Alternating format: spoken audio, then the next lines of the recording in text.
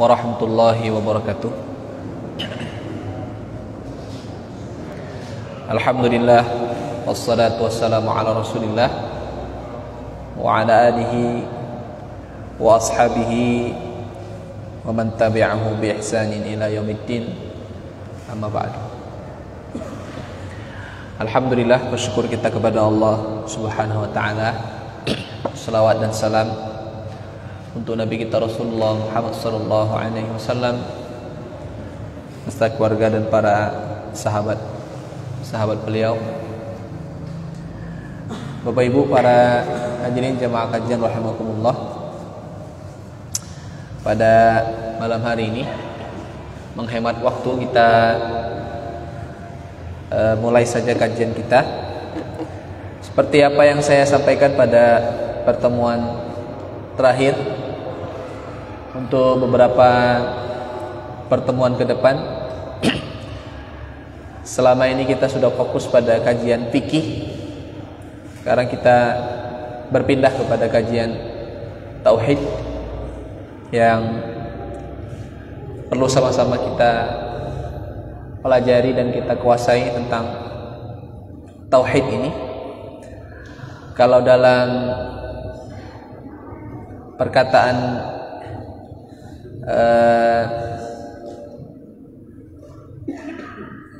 salah seorang pengarang kitab tauhid, ya, salah satunya adalah pengarang kitab Usul Ats-Tsalatsah, yaitu Muhammad bin Abdul Wahhab. Beliau mengatakan a'dhamu ma amarallahu bihi ibadahu wa tauhid. Perintah terbesar Allah kepada hamba adalah mentauhidkan Allah. Jadi perintah terbesar Allah itu bukan salat, tapi adalah tauhid. Ini harus sama-sama kita pahami. Wa a'dhamu ma nahallahu anhu bihi ibadahu asyirku billah. Larangan terbesar Allah kepada hambanya adalah yaitu berbuat syirik kepada Allah. Nah, jadi jelas perintah terbesar Allah adalah tauhid, kita mentauhidkan Allah, dan larangan terbesar Allah adalah kita berbuat syirik kepada Allah Subhanahu wa taala, sebagaimana yang Allah katakan dalam Al-Qur'an, inna syirka la dzulmun azim. Sesungguhnya kesyirikan itu adalah dosa yang paling besar. Maka dari itu kita perlu mempelajari tauhid ini. Bagaimana Allah Ta'ala mengajarkan kita tauhid, dan Nabi SAW juga mengajarkan kita tauhid yang benar. Itu seperti apa? Inilah yang akan kita bahas pada kajian kita dalam kitab tauhid, ya. Ada satu ayat yang menjadi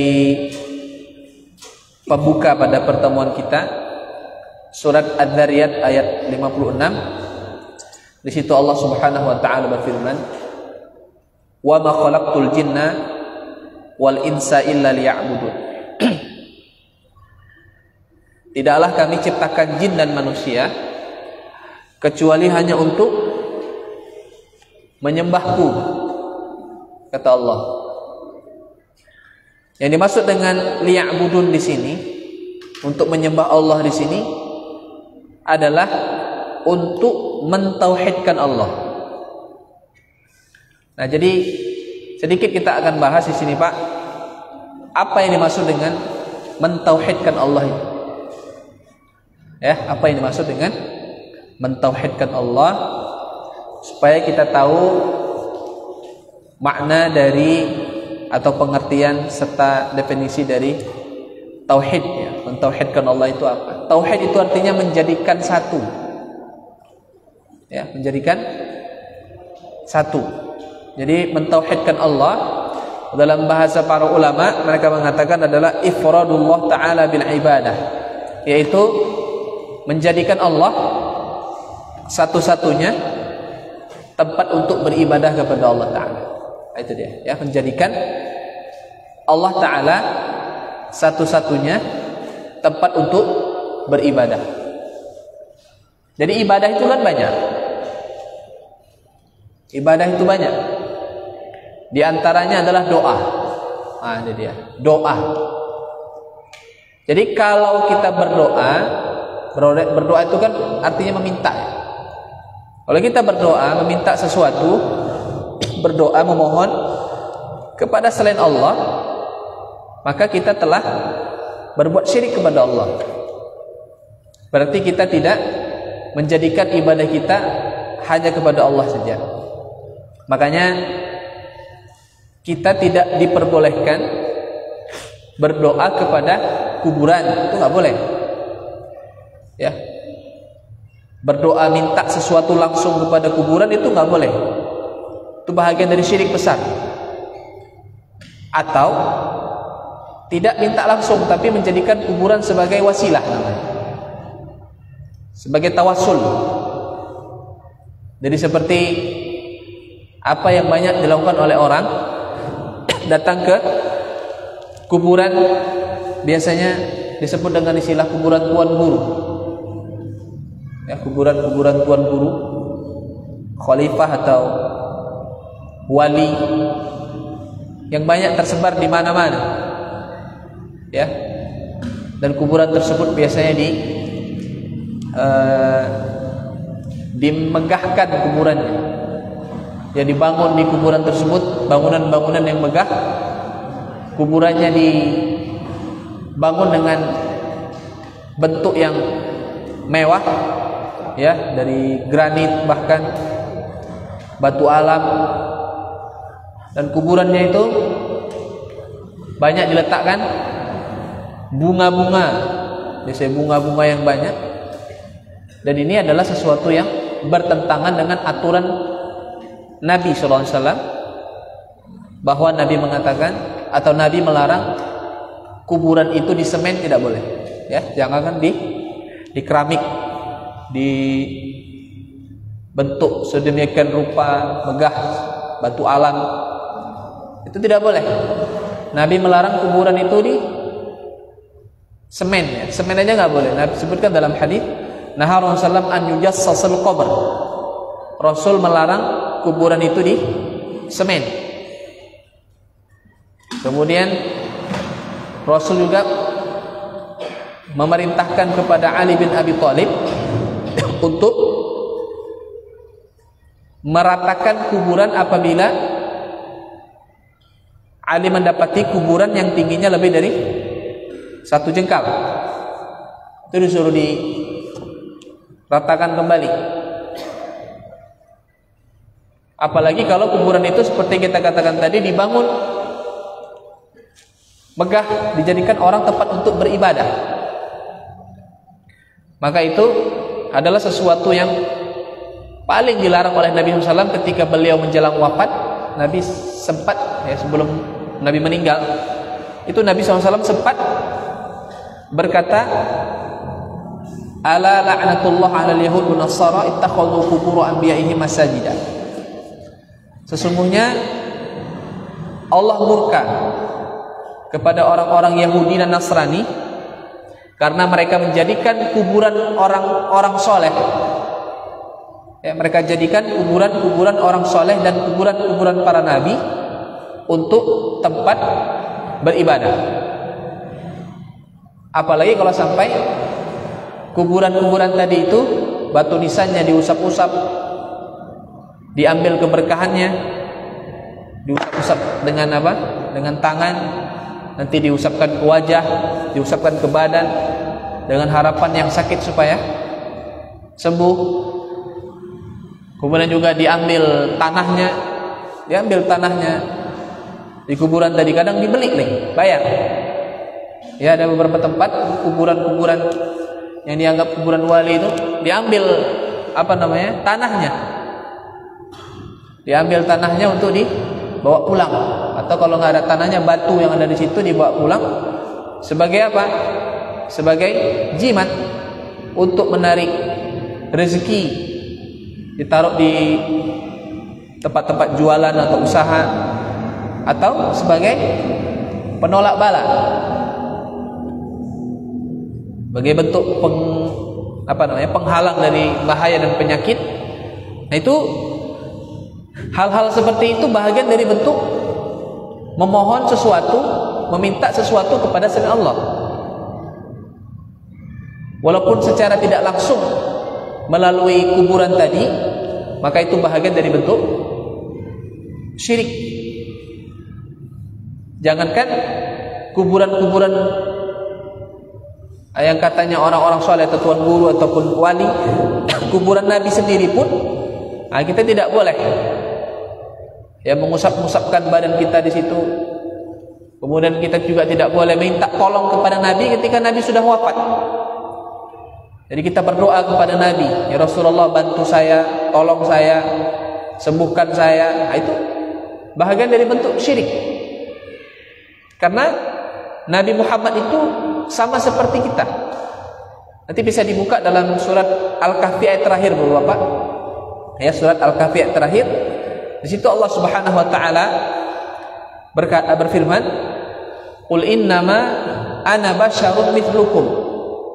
Katakan Muhammad kepada seluruh umatmu bahwasanya aku, yaitu Muhammad, adalah basyarun mithlukum, manusia seperti kalian. Manusia Nabi SAW. Nabi itu tidak memiliki sifat ketuhanan. Nabi itu berdoa kepada Allah. Nabi meminta kepada Allah. Dan Nabi tidak punya kekuatan untuk memberikan sesuatu kepada manusia. Semua itu atas izin Allah Subhanahu wa taala. Bedanya yuha ilayya. Bedanya Nabi Muhammad itu diwahyukan kepadanya. Jadi minta sesuatu kepada Nabi setelah wafat itu bahagian dari bentuk kesyirikan. Termasuk juga bertawassul dengan Nabi. Jadi minta tolong, ya Rasulullah, sampaikanlah hajatku kepada Allah, aku pengen ini, pengen itu. Nah, itu juga tidak diperbolehkan dan bahagian dari bentuk kesyirikan yang dilarang. Karena Allah berkata dalam Al-Quran, "Ud'uni astajib lakum." Berdoa langsung, minta kepadaku, nanti kukabulkan. Nah, jadi kembali kepada pengertian tauhid tadi, bahwa kita menjadikan Allah satu-satunya tempat untuk beribadah. Dan tadi sudah kita contohkan, bentuk ibadah itu salah satunya adalah berdoa. Tidak boleh kepada siapapun, kepada selain Allah Subhanahu wa ta'ala. Dan bentuk contoh yang kedua dari ibadah yang tidak boleh dipalingkan kepada selain Allah adalah minta perlindungan. Namanya isti'adzah. Ya, minta perlindungan. Kalau minta perlindungan kepada selain Allah ini banyak contohnya. Nanti seiring waktu berjalan dalam kajian kitab kita ini, kitab tauhid, itu nanti akan ada beberapa contoh-contoh, tapi kita dahulukan sebagai pembuka bahwa banyak orang-orang yang minta perlindungan kepada selain Allah. Dan ini biasanya kalau bahasa kita nih Pak, namanya jimat. Nah, jimat ini Pak, ada 3 macam. Ya, ada 3 macam atau 3 rincian jimat. Yang pertama, suatu benda, ya, suatu benda apapun bentuknya, yang diyakini benda itu bisa melindungi, tadi kan minta perlindungan ya, melindungi diri dari bahaya, terutama dari gangguan-gangguan jin atau setan misalnya. Yang benda itu ada di sekeliling kita, yang awalnya tidak ada khasiat tersendiri, tapi kita yakini benda ini bisa mendatangkan manfaat, bisa menolak bahaya, menjauhkan diri dari hal-hal yang sifatnya gaib, jin, gangguan setan dan sebagainya. Maka itu juga bahagian dari bentuk jimat. Contohnya adalah apa? Misalnya peniti yang dibawa oleh kebanyakan wanita yang hamil itu. Nah, itu kan peniti kan gak ada apanya, khasiat gaibnya itu kan gak ada. Tapi peniti ini, saat wanita ini hamil, dibawa kemana-mana. Apa harapannya? Apa yang dia minta dan dia yakini dari peniti ini? Yaitu agar kandungannya tidak diganggu oleh jin atau setan. Maka benda yang awalnya tidak ada manfaat secara gaib ini, karena diyakini ada manfaat secara gaibnya, maka bisa menjadi jimat, dan itu hukumnya syirik. Sama seperti apa namanya, anak-anak kecil biasanya, anak bayi itu kan. Mungkin kalau di kalangan bapak-bapak, alhamdulillah udah nggak ada lagi yang pakai seperti ini, alhamdulillah. Mungkin dengarnya pun senyum-senyum kan. Apa masih ada orang pakai kayak gitu? Ternyata di luar masih banyak yang pakai seperti ini. Anak kecil masih juga dipakaikan benang 3 warna, merah, hitam, putih, dirangkai jadi satu, nanti diambil uang 25 perak. Itu uang 25 perak itu dilubangi, nanti ditaruh di situ, taruh di pinggang. Kadang di leher, kadang jadikan sebagai gelang. Tujuannya apa?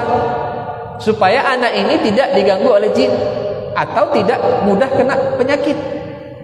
Berarti kan dia minta perlindungan namanya. Dan minta perlindungan itu ibadah, namanya isti'adzah.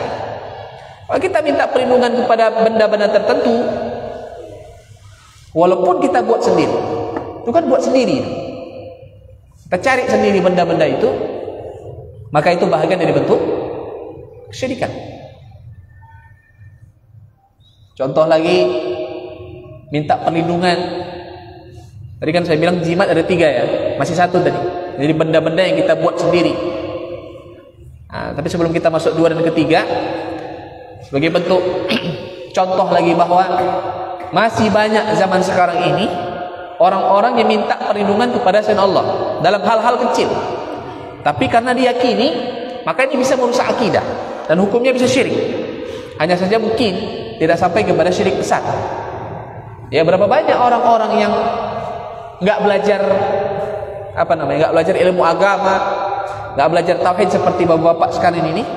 Kalau dia pergi ke misalnya ke ke laut, atau dia ke ladang, ke hutan, dia mau kencing, apa biasanya dia bilang, Pak? Harus pakai bahasa Jawa itu. Kalau nggak pakai bahasa Jawa nggak ampuh. Mbah, amit mbah yo katanya. Mbahnya itu mbah siapa? Minta izin sama siapa?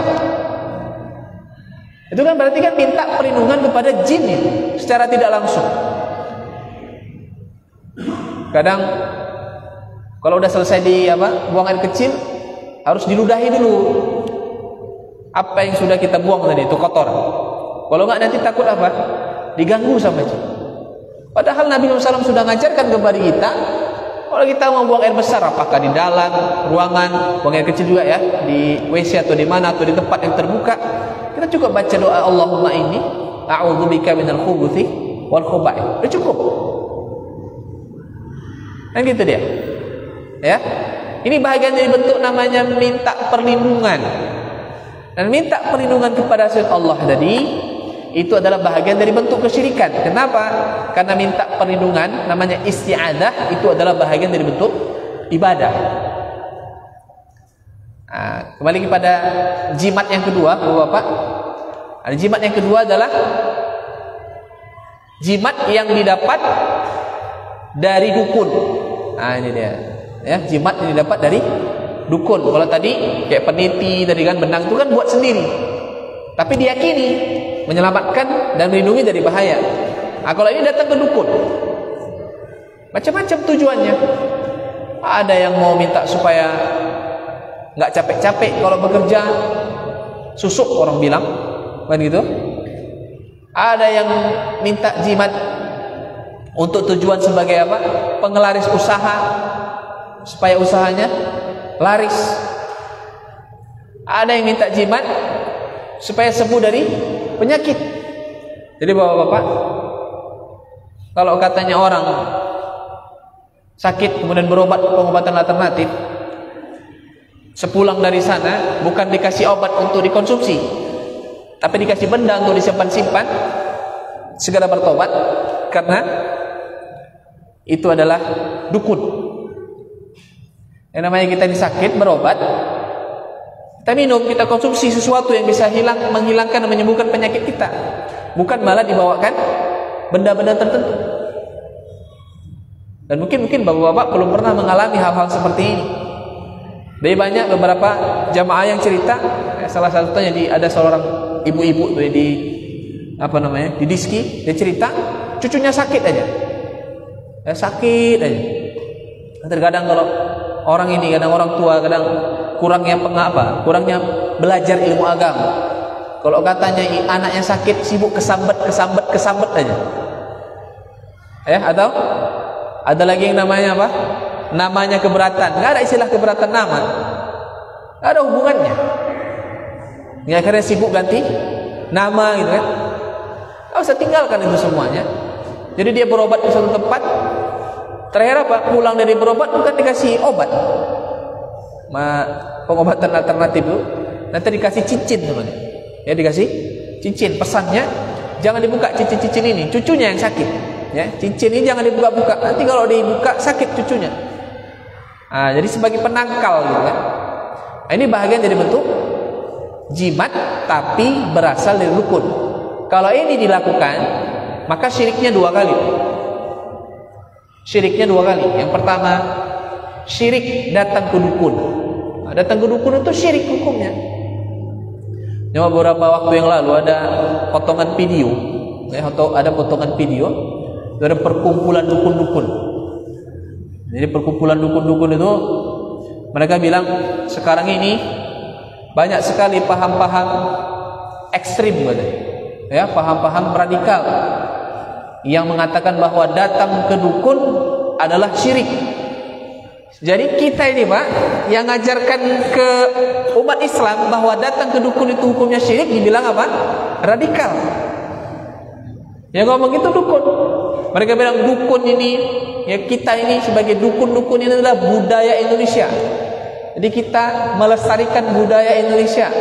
Jadi kalau ada orang mengatakan bahwa saya datang ke dukun adalah bahagian dari bentuk kesyirikan, dia telah memiliki paham-paham radikal yang merusak budaya-budaya Indonesia ini. Ini kayak gini udah payah kita. Sementara Nabi SAW mengatakan, ini Pak kalau datang ke dukun tuh gini ya. Nabi ada 2 hadisnya. Man atakahinan fas'alahu an syai'in lam tuqbal salatuhu 40 yawman. Nabi bilangin, siapa yang datang ke dukun, nanya sesuatu, datang ke dukun, yang kedua nanya sesuatu, tapi dia nggak percaya dibilang sama dukun, nggak masuk di akalnya. Tapi dia udah datang nanya sesuatu, misal ada sesuatu yang hilang darinya, misalnya entah handphonenya hilang atau jatuh dompetnya atau apa, dia datang ke orang pintar kan, dukun, nanya, apa ku hilang, kira-kira siapa yang ngambil? Terus dukunnya bilang, oh ini yang ngambil ini segala macam. Tapi yang datang nggak percaya. Itu dia, nggak percaya sama apa yang diucapkan tadi, kayaknya nggak masuk akal. Apa yang didapat oleh orang ini tadi yang datang ke dukun tadi? Nabi mengatakan sholatnya 40 hari nggak diterima oleh Allah Ta'ala. Jadi datang nanya nggak percaya, itu 40 hari nggak diterima. Terus kalau kita datang nanya percaya, apa yang kita dapat? Ini lebih berbahaya, lebih besar risikonya.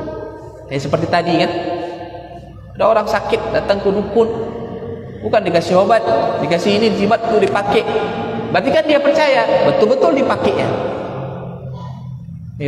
betul-betul dipakainya. Saya punya, sebelum saya lanjutkan Pak, saya punya pengalaman pribadi. Ada salah satu santri saya dulu di pondok pesantren, tapi udah 5 tahun yang lalu.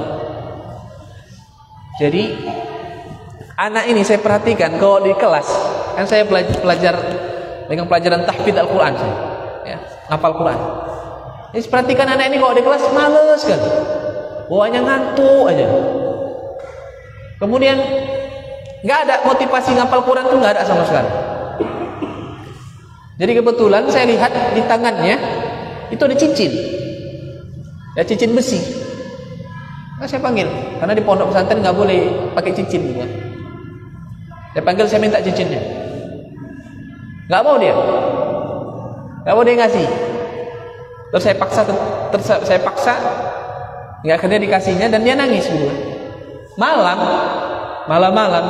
saya ingat sekali tuh, pulang dari sini, pulang ngisi kajian dari sini, malam-malam ditelepon sama orang tuanya marah-marah saya. marah-marah. Kenapa marah-marah? Dia bilang gini, kenapa Ustaz ambil cincin anak saya? Itu cincin itu pemberian dari tuan guru gitu.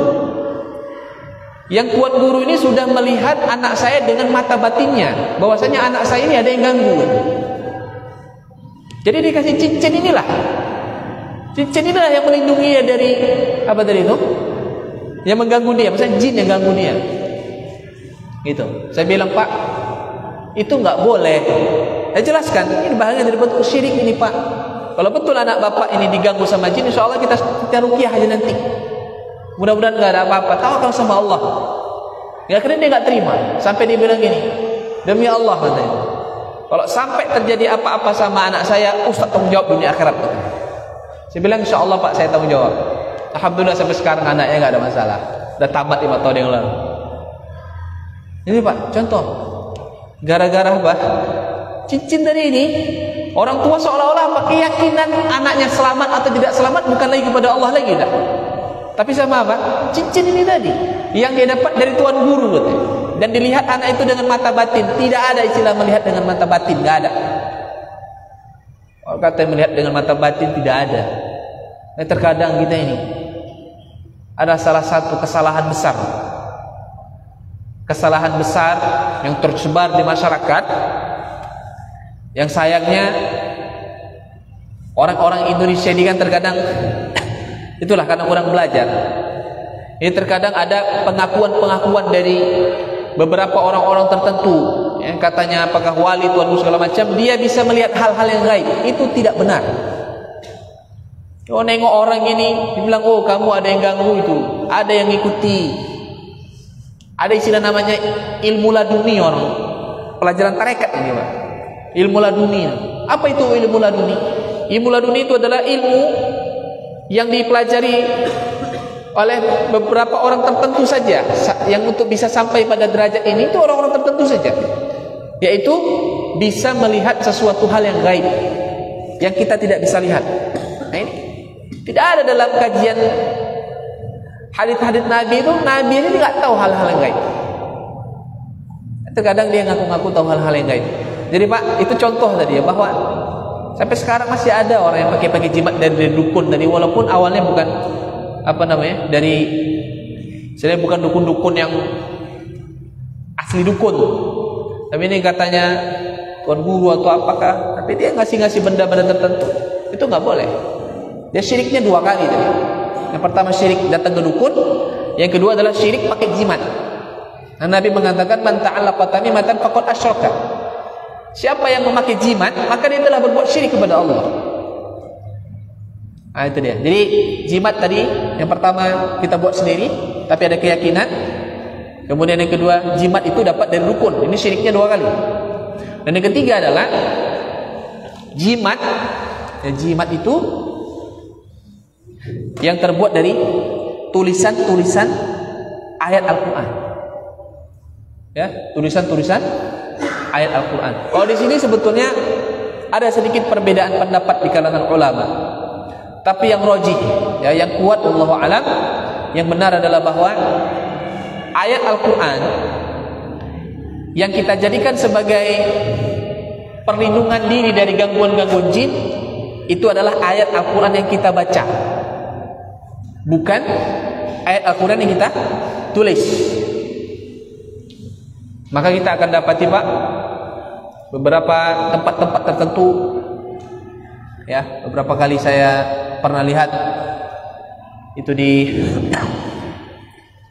ada di rumah makan, ada di tempat-tempat usaha yang lain, itu di atas pintu rumah orang mereka itu ditaruh tulisan-tulisan, biasanya ayat kursi, yasin, tapi ditulis dengan tangan sendiri, atau Al-Fatihah ditulis dengan tangan sendiri, diletakkan di atas pintu. Ya, harapannya mungkin menarik rezeki, menjauhkan dari gangguan-gangguan jin, atau juga mengusir tuyul mungkin bagi anggapan mereka. Ya, walaupun sebenarnya tuyul itu nggak ada. Tuyul itu istilah kita saja. Tapi memang ada jin yang bisa mencuri. Itu ada. Jin yang mencuri itu ada. Nanti kalau nanya Ustaz, jin itu kan gaib gitu. Apa mungkin dia bisa megang uang? Jawabannya sederhana, Pak. Kalau dulu kisah Nabi Sulaiman kan, Nabi Sulaiman pernah nanya sama seluruh tentaranya jin dan manusia, siapa yang bisa memindahkan singgasana Balqis itu kemari? Maka jin Ifrit, dalam Al-Quran surah Al-Qasas Allah katakan, qala ifritu minal jinni yanatika bihi qabla an taquma min maqami. Jin Ifrit namanya. Ada namanya jin Ifrit. Jin dia. Dia bilang apa? Saya bisa pindahkan itu singgasana dari sana kemari. Sekarang kamu duduk, coba kamu berdiri. Nah, sebelum kamu berdiri, itu bisa sampai itu singgasana itu kemari. Nah, singgasana kan besar. Apalagi cuma uang 100.000, gampang kali. Nah, terkadang itu orang supaya uang yang 100.000 sekian itu nggak dicuri sama jin, ditempelkanlah itu kursi di atas apa namanya, pintu rumah. Itu nggak boleh. Tapi bukan berarti kaligrafi itu nggak boleh kita pajak. Boleh saja. Kalau bapak punya kaligrafi yang kan ada itu yang dibeli-beli itu kan, cantik dia tulisannya, ayat kursi atau surah Al-Fatihah atau apa, silahkan mau ditaruh di dinding-dinding, nggak ada masalah. Tapi dihindari diletakkan di atas pintu rumah. Khawatirnya apa? Ada timbul keyakinan dengan adanya ayat kursi ini di atas pintu rumah, maka tidak ada setan masuk ke rumah, tidak ada jin masuk ke rumah. Itu nggak boleh. Itu yang nggak boleh. Jadi jangan pula nanti Al-Fatihah kita tulis, kita catat surah Al-Fatihah atau lembaran surah Al-Fatihah di Al-Quran itu kita koyak, kita taruh di dompet. Supaya apa? Dompetnya nggak hilang. Kita taruh di tas. Nah, ada lagi uang-uang itu taruh di Al-Quran ya. Jangan taruh di Al-Quran itu uang-uang, Pak ya. Kadang orang jualan-jualan ini taruh duitnya dalam Al-Quran supaya nggak curi sama jin. Enggak. Ini nggak benar. Nggak diperbolehkan. Berarti Al-Quran ini bukan untuk dibaca, tapi jadikan sebagai jimat tulisannya, itu nggak boleh. Jadi yang katanya ayat kursi itu mengusir jin benar, tapi bukan tulisannya, tapi bacaannya. Gitu kan? Nah, terkadang ini Wak Joy bisa bantu jawab. Terkadang ada foto kakek-kakek itu di rumah makan tuh ya. Itu ulama di mana itu? Di Pariaman sana ya. Kalau tidak silap saya, banyak yang cerita ke saya, itu kuburannya itu ramai itu orang datang ke sana. Itu bukan hanya kadang bawa duit banyak, kasih duit itu nanti minta tanah kuburan tadi untuk dibawa pulang, ditaruh di tempat-tempat jualan supaya laris. Nah, fotonya juga dari ketinggalan taruh di situ. Kadang nggak ada fotonya, yang fotokopian lagi ya kan, nggak berwarna lagi dia, taruh di situ. Nggak boleh ini Pak. Bukan dia yang datangkan rezeki. Tapi cuma foto aja, gambar aja. Orangnya sudah meninggal, orangnya sudah wafat. Oh, tadi ngambil tanahnya itu apa? Itu kan tadi meminta sesuatu kepada selain Allah. Tinggalkan yang hal-hal seperti itu. Itu namanya isti'adzah, minta tolong minta perlindungan kepada selain Allah. Itu bagian dari bentuk kesyirikan. Kemudian yang terakhir adalah contoh dari ibadah. Tadi kan kita fokus kepada apa itu tauhid.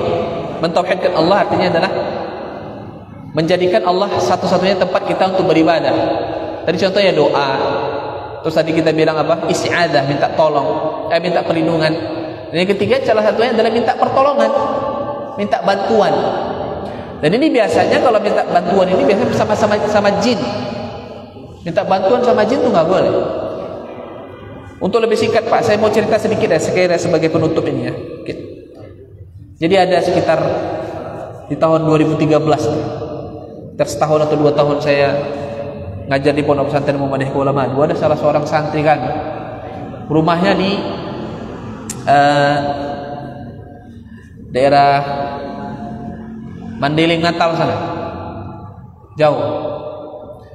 Jadi anak ini di kelas 3 sanawiyah, saya ingat kali di kelas 3 sanawiyah. Ini anak ini Pak, emosinya itu apa kali? Tinggi kali, gak terkontrol. Jadi kalau dia diganggu kawannya sedikit aja, dia tuh mainnya ngambil batu, kawannya tepuk kan itu kepalanya pakai batu tadi sampai berdarah-darah. Jadi kami heran, ini anak ini kok terlalu temperamennya luar biasa. Jadi kami panggil ruqyah tadi dengan kawan saya itu ruqyah. Ternyata begitu diruqyah Pak, jerit-jerit ya. Kalau ada jerit-jerit di ruqyah berarti apa? Ada jinnya ini. Terus kami tanyain, kok bisa ada jinmu ini? Ternyata dia bilang gini, Ustaz, ini jin ini katanya. Memang saya yang minta katanya. Masih kelas 3 SMP dia udah punya jin. Kami tanya, dari sejak kapan udah mempunyai ini? Sejak SD katanya. Kau minta dari mana? Dari mana kamu dapatkan jin ini? Dia bilang, dari salah satu pimpinan pondok pesantren yang ada di kampung saya sana.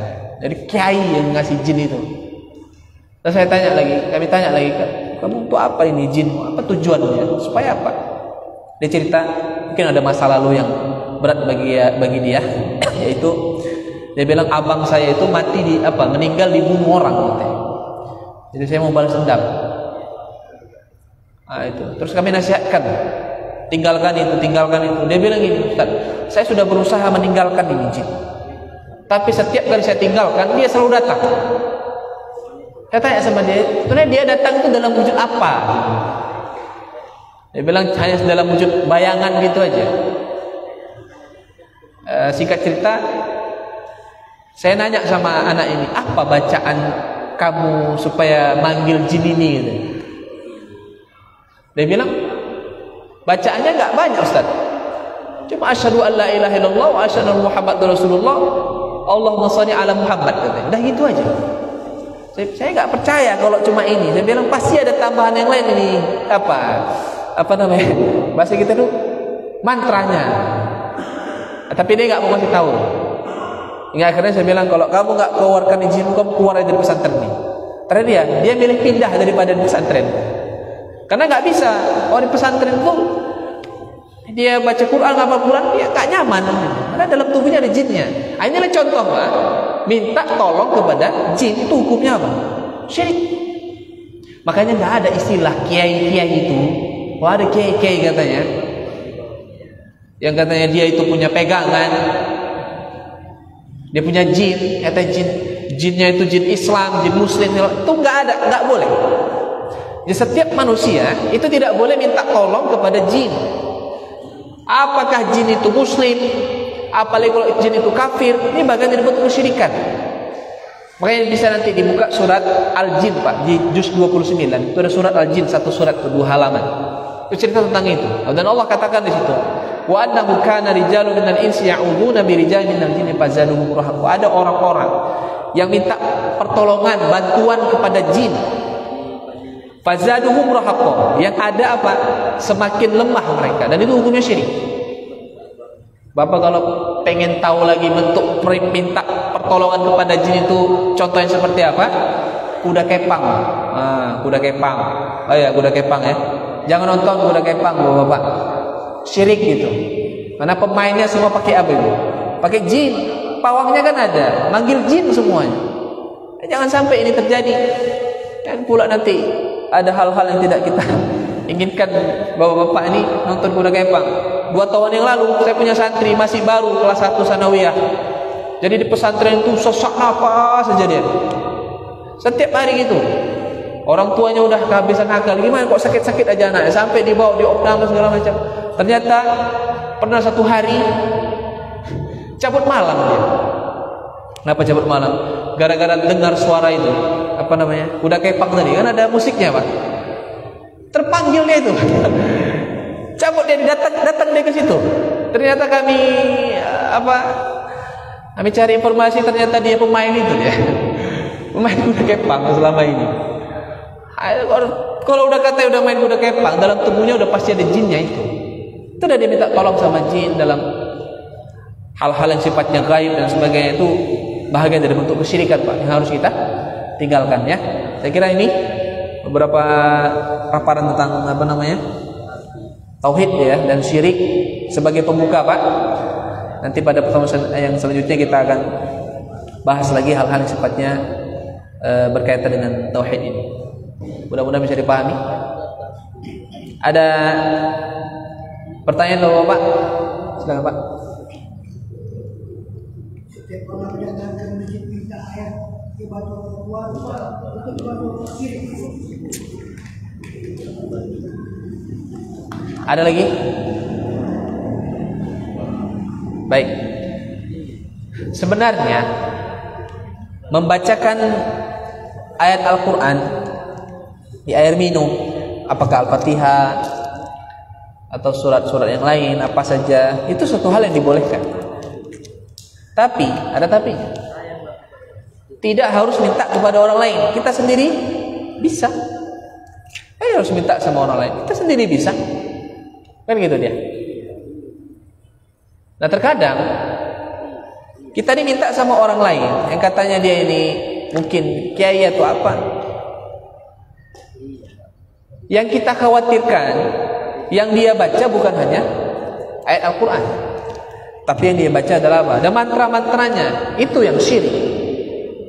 Makanya syaratnya, kalau seandainya bapak datang ke salah seorang ustadz gitu kan, minta air yang mau dibacakan, silahkan, boleh-boleh saja. Syaratnya satu, suruh dia baca dengan suara yang kuat, dengan suara yang keras kita dengar, supaya kita tahu apa yang dia baca.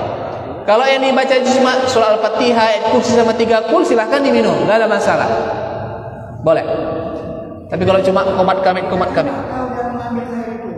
hah? Yang mengajar kita tidak tahu, Pak. Tinggalkan aja. Kita aja sendiri baca, bapak sendiri aja baca.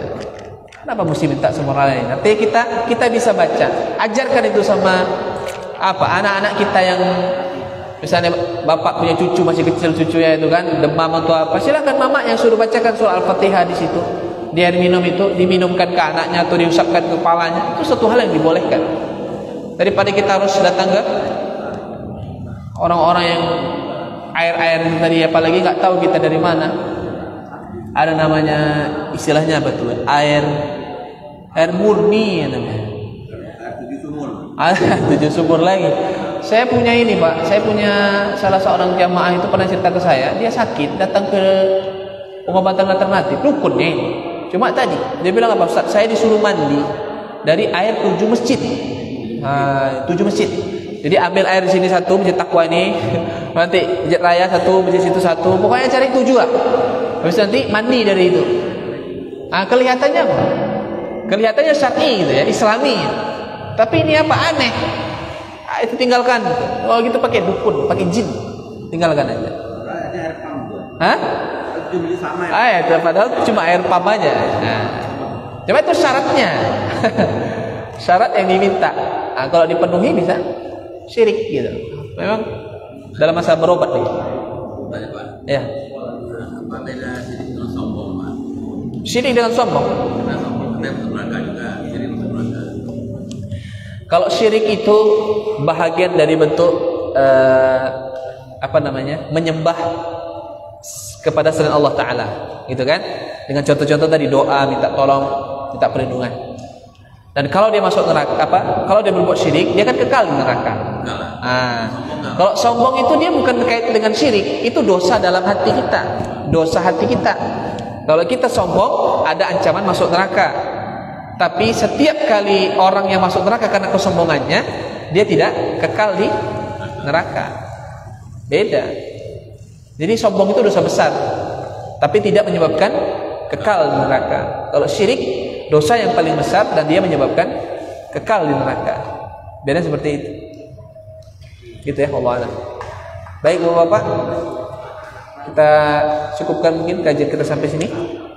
InsyaAllah nanti pada pertemuan yang akan datang kita sambung kembali. Demikian kita tutup dengan kafaratul majlis. Subhanakallahumma wa bihamdika asyhadu an la ilaha illa anta astaghfiruka wa atubu ilaik. Assalamualaikum warahmatullahi wabarakatuh. Saya mohon izin langsung pulang ya Bapak-bapak.